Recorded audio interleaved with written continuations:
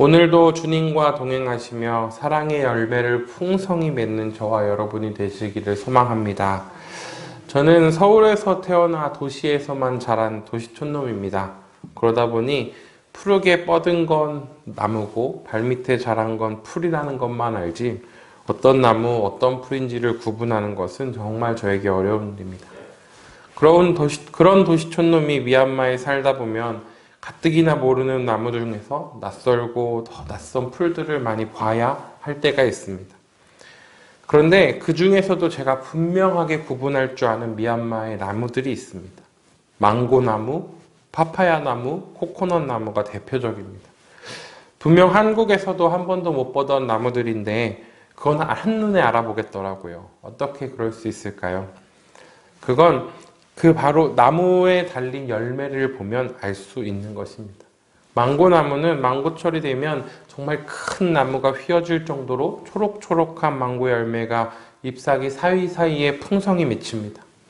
파파야 나무는 나무 기둥에 열매가 직접 열리고 코코넛 나무는 높은 나무 꼭대기 위에 무리지어 열리는데 그 열매를 보면 저 같은 도시촌놈도 바로 그 나무가 어떤 나무인지 쉽게 알 수 있는 것이죠.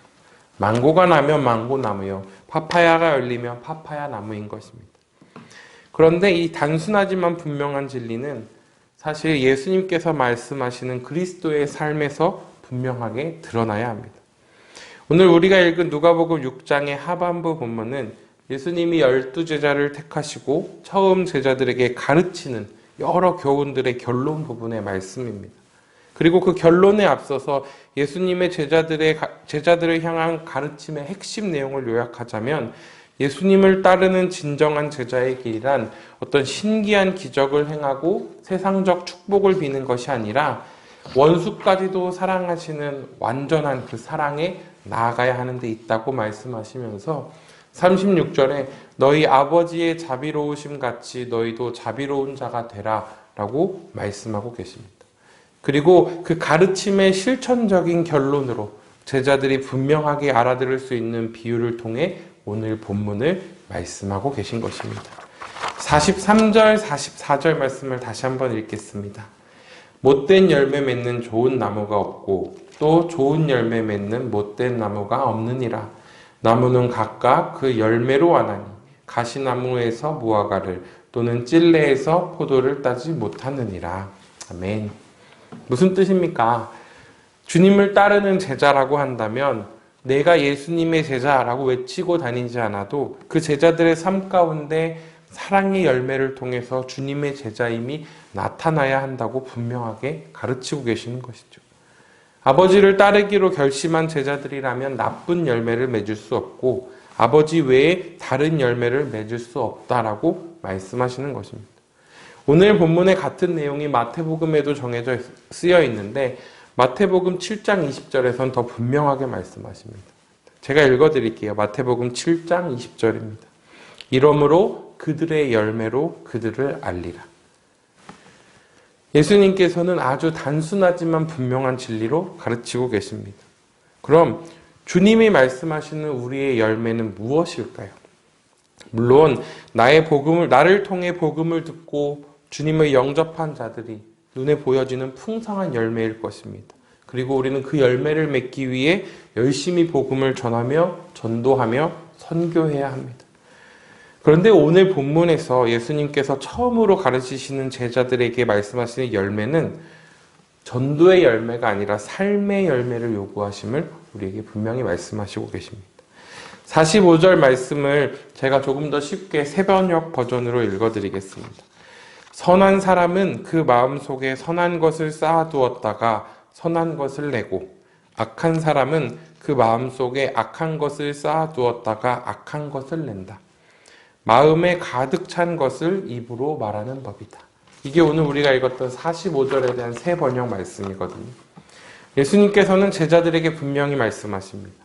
우리가 사용하고 있는 말, 우리가 입에서 나오는 말을 보면 내 마음에 어떤 게 가득 차 있는지 알 수 있다고요.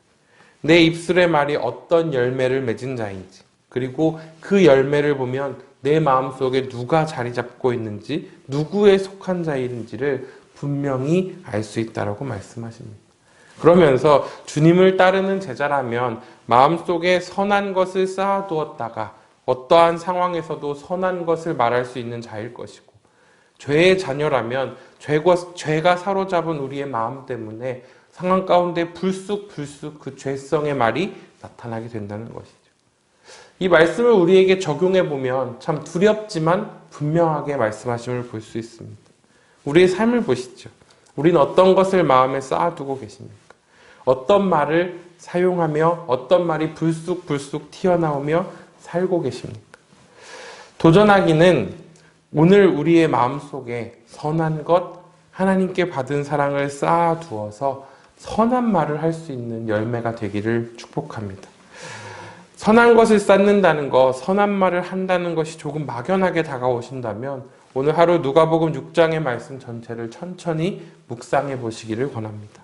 그럼 예수님께서 제자들에게 아버지의 자비로움 같이 너희도 자비로운 자가 되라 라고 말씀하시면서 어떠한 상황 가운데도 우리의 마음에 하나님을 닮은 사랑을 쌓기를 권하고 계심을 발견하게 되실 것입니다. 오늘 하루, 이번 한 주, 그리고 앞으로 평생의 우리의 삶 가운데 우리가 의식적으로 주님께서 나를 향해 베푸신 사랑을 생각하며 그 사랑을 마음속에 가득 쌓기를 원합니다. 사랑받을 자격 없는 나에게 십자가로 보이신 그 은혜, 그리고 여기서 결단하고 나아가지만 뒤돌아서면 바로 넘어지는 그 나를 일으켜 세우시고 용서하시는 그 사랑을 우리의 마음 가운데 가득 채우기 원합니다. 그렇게 우리의 마음에 사랑이 쌓일 때 그 사랑이 넘쳐서 자연스럽게 익숙하게 우리의 말의 열매로 사랑이 맺어질 줄 믿습니다. 그리고 그것을 한번 주변 사람들에게 전해보시지요.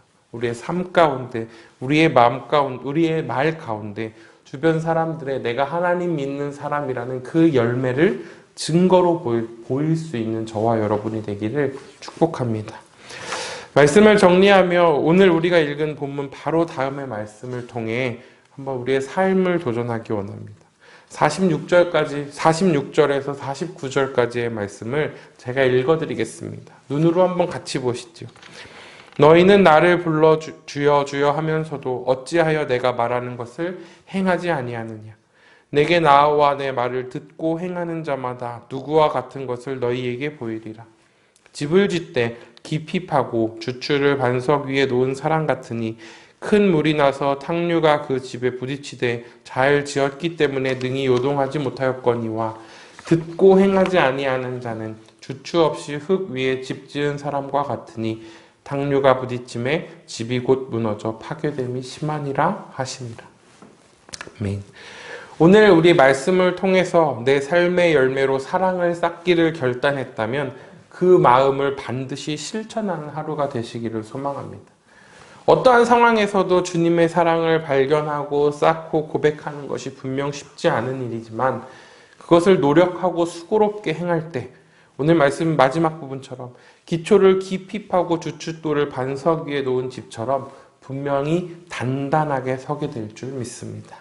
그렇게 열매 맺으며 증인으로 살아가는 제자, 증거로 살아가는 저와 여러분이 되시기를 축복합니다.